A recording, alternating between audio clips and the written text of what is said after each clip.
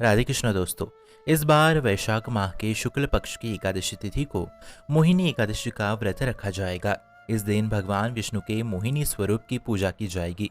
मान्यताओं के अनुसार इस व्रत को करने से जातक को समस्त पापों से मुक्ति मिलती है और बैकुंठ में जगह प्राप्त होती है। इसके साथ ही मोहिनी एकादशी व्रत रखने से पूरे वैशाख माह के किए गए दान के बराबर पुण्य फल प्राप्त होता है। जो मोहिनी एकादशी के महत्व का श्रवण करता है उसे 1000 गोदान का पुण्य प्राप्त होता है। पंचांग के अनुसार वैशाख माह के शुक्ल पक्ष की एकादशी तिथि का व्रत 1 मई 2023 यानी सोमवार के दिन रखा जाएगा। हालांकि वैशाख शुक्ल की एकादशी 30 अप्रैल रात 8:28 पर शुरू होगी और अगले दिन 1 मई सोमवार को रात 10:09 पर इसका समापन किया जाएगा। लेकिन उदयातिथि मान्य होती है, इसलिए मोहिनी एकादशी 1 मई को मनाई जाएगी। मोहिनी एकादशी के दिन बन रहे हैं शुभ योग। मोहिनी एकादशी के दिन रवि योग बन रहा है। यह बेहद शुभ योग माना जाता है। इसका समय सुबह 5:47 से सुबह 5:50 तक है। इस योग में किए जाने वाले कार्यों में सफलता प्राप्त होती है। इसके अलावा इस दिन इस तरह के कुछ और शुभ योग बन रहे हैं। वो है अभिजित मुहूर्त सुबह 11:50 से सुबह 12:44 तक होगा। दूसरा है अमृत काल सुबह 10:50 से दोपहर 12:35 तक ये होगा। आइए जानते हैं मोहिनी एकादशी का पारण का समय। पारण का समय होगा 2 मई को सुबह 5:59 से लेकर के सुबह 10:15 तक। आइए जानते हैं मोहिनी एकादशी का महत्व। पुराणों के अनुसार सागर मंथन के बाद जब अमृत निकला तो उसे पीकर अमर होने के लिए देवताओं और दानवों में तनातनी हो गई।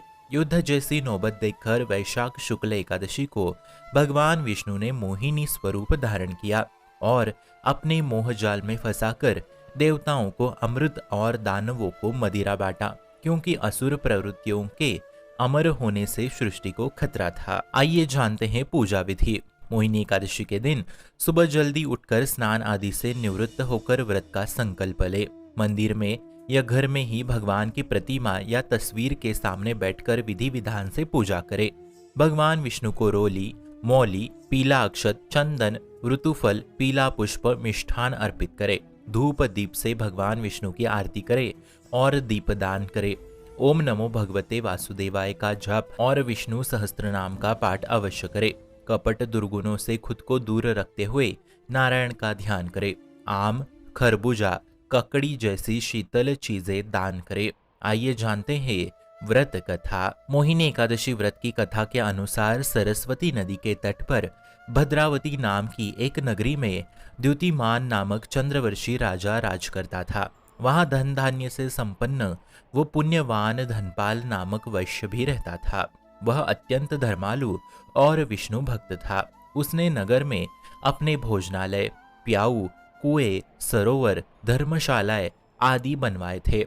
सड़कों पर आम, जामुन, नीम आदि के अनेक वृक्ष भी लगाए थे। उसके 5 पुत्र थे, सुमना, सद्बुद्धि, मेधावी, सुकृति और धृष्टबुद्धि। इनमें से 5वां पुत्र धृष्टबुद्धि महापापी था। वह पीतर आदि को नहीं मानता था। वह वैश्या, दुराचारी मनुष्यों की संगति में रहकर जुआ खेलता और परस्त्री के साथ भोग विलास करता तथा मद्य मांस का सेवन करता। इसी प्रकार अनेक कुकर्मों में वह पिता के धन को नष्ट करता। इन्हीं कारणों से त्रस्त होकर पिता ने उसे घर से निकाल दिया।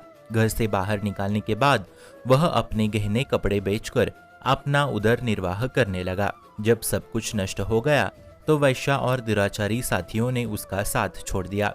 अब वह भूख प्यास से अति दुखी रहने लगा। कोई सहारा न देख चोरी करना सीख गया।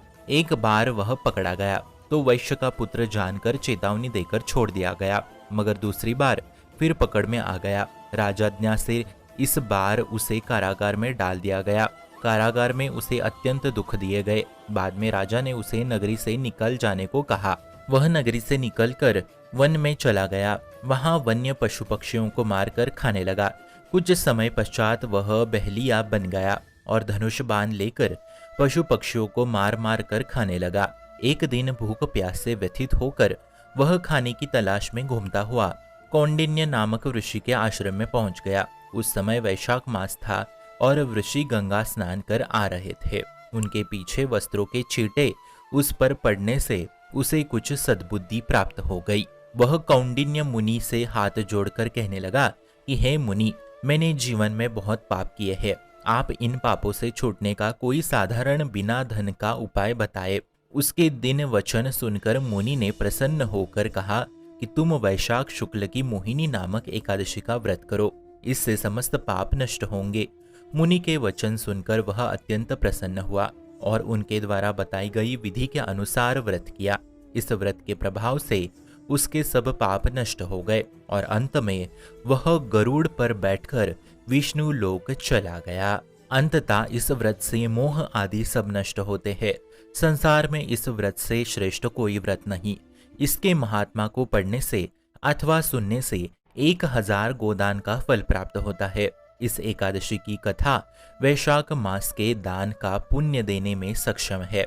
अंततः हर मनुष्य को यह व्रत अवश्य रखना चाहिए तथा व्रत कथा अवश्य ही सुननी चाहिए। आप सभी को मोहिनी एकादशी की हार्दिक शुभकामनाएं। शुभम भवतु कल्याणमोस्तु।